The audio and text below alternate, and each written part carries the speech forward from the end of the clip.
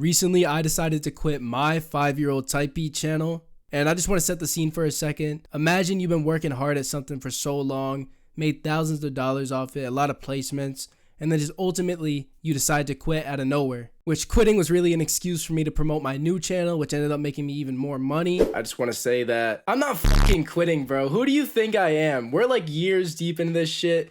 I'm only grinding more and more. This summer is going to be the summer of Cypher. So why did I even decide it was time to quit after all these years of working hard? And I think some of you guys might have to make the same decision. Ultimately, my original channel died out of the algorithm. It wasn't getting to new customers. So it was really just repeat customers, not finding new people.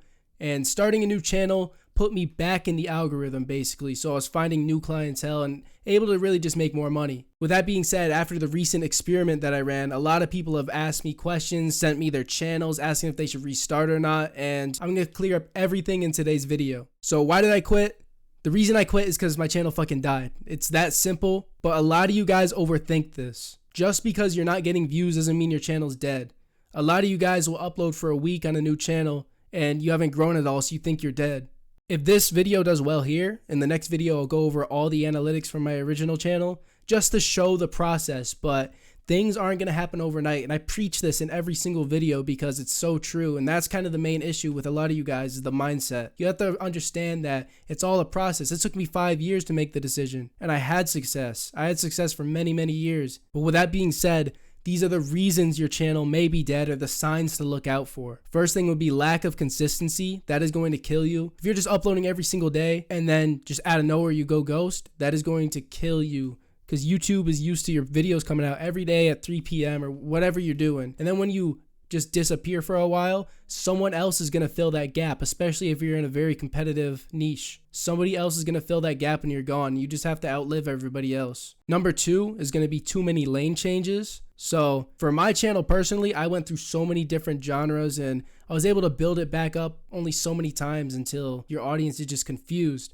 Half of my subscribers want this, the other half want this. Then there's like a small percentage that want something else, and it's just so hard to balance. So then ultimately, again, people are going to go find someone else who's doing what they want. Another reason, poor quality beats. This one is going to be a fucking wake-up call for a lot of you guys. Your beats are trash. The only thing to do is to just keep uploading and keep getting better. It's going to be a long process, but you'll get there. When I first started, I wasn't good at all. Eventually, I ended up selling beats somehow, but even if you think you're not up to quality yet, always just keep practicing and getting better because you never know. But if you're not making good beats, then don't expect to really get too far yet. It's a long process, a lot of learning to do.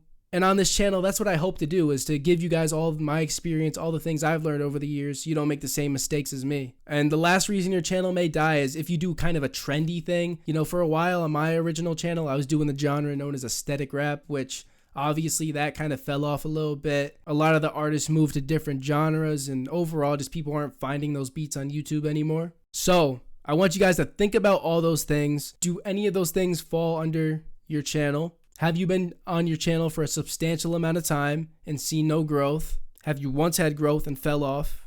And I want you to really think about if making a new channel is the best thing for you. For me, what I did was I managed both channels at once, but then the second channel took over and I was like, okay, I don't even need the main channel anymore. Because a lot of people are going to think their channel is dead when it's not. So give it a shot, but don't just give up right away. We'll get into a few more important tips in a second, but if anybody needs one-on-one help with me, with anything related to business, making beats, networking, anything really, I'm doing one-on-one coaching calls for the first time ever. You could book them in the description below, first link in the description. So here's a few other scenarios that some people have been in and you might be in as well. One, if you're doing something before type beats on your channel, like if you had a gaming channel or some shit, then just make a new channel because all the people from there are not going to give a shit about your beats. A few people have asked me that, and I'd say just restart 9 times out of 10. If you've been trying for a substantial amount of time, I'd say at least 6 months, and you've seen no results, then I'd restart. If you no longer enjoy making the type of beat that you're making on the channel, then I'd restart. That one's a little bit of a tricky scenario because if you're not enjoying it, you're not going to make good quality stuff, but if you have like a good business going, you're making hundreds of dollars a month, then it's kind of hard to let it go. But that's kind of what I had to do because I enjoyed the aesthetic beats that I was making a little bit less. I still like them, but not enough to post consistently on a YouTube channel. And the last thing, very important, is when you transition channels, A lot of people are scared because you're going to lose the clientele that they do have. This is what I ended up doing was, if you have an email marketing list, you could do this as well. Or you could just contact people directly. Just contact your clientele somehow. Tell them, yo, I'm not doing this shit anymore. Follow the new channel or hit me up directly for custom beats. A lot of the people from my old channel, now they just kind of directly hit me up through Instagram or email, and we kind of work through there. On top of that, I'm gaining a new clientele on my new channel. With all that being said, once I upload the video about my analytics, you can find it right here, and I'll see you guys in the next video.